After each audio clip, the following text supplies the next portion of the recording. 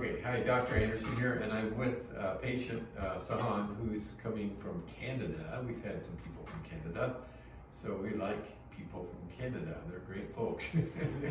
And Sajan's no different. So, beautiful country up there. But he's here, and came down with his father with hopes of reversing his restless legs, and this is his first post-op. And it's all very favorable. It sounds like he's going to do fine. Sounds like it's working for him already. And so what I'm going to show you, this is something we do at our pre-op when patients come in before surgery.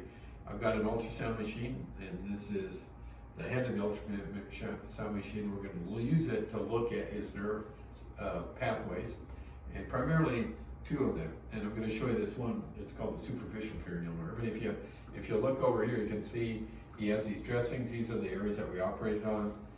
And we did this last week, and this week we're going to do the same on the opposite leg. So, I mean, if you can say something, Sajan, real quick, you came a long ways with hopes, and so explain to people watching what's it been like, or can you tell much right now? Oh yeah, definitely. So, about 4 days after my right leg was done, just to test it out, I did a half dose of the medication that I usually take.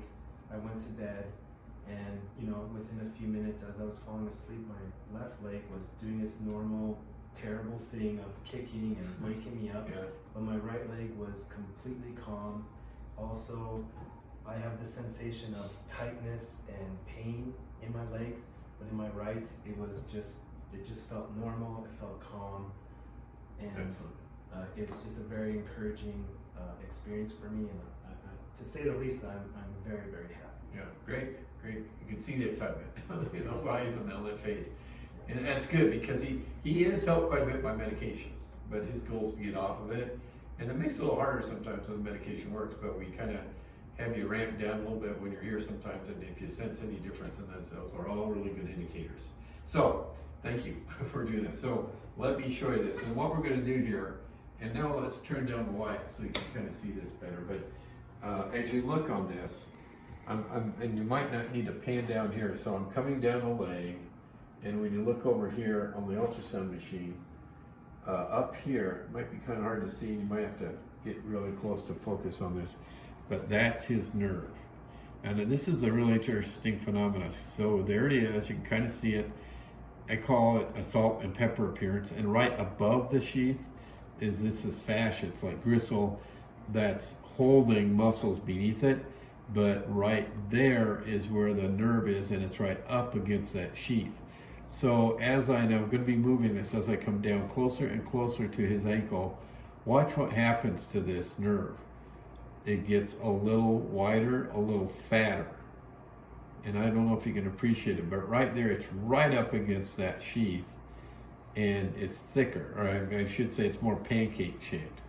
Now I'm going to go back up the opposite way. We're going to go back up towards his knee, and it's going to become a little bit rounder. Hopefully you can see that. So it's rounder, and then it gets flattened down. Why is it getting flattened down, folks? It's because that fascia above it is pressing down on it. So I would argue that this is something that we're seeing with patients that's physically demonstrating the pressure that the fascia might be creating on the nerve. So interesting stuff, I think. So that's coming from a nerdy podiatrist, peripheral nerve surgeon. So, but it helps the patient see what I think is compression that's already taken place. So, thank you for watching. Subscribe to our YouTube channel if you like to learn about this interesting, all these interesting things that we're starting to learn about restless legs. And hopefully you too can be helpful. Like we're hopefully going to be helping Sajan here. So, and there's other things you can do that's not surgical, but again, surgical is reserved for those of you that really are suffering a lot. Keep watching, keep learning, and thank you. Consider subscribing, please.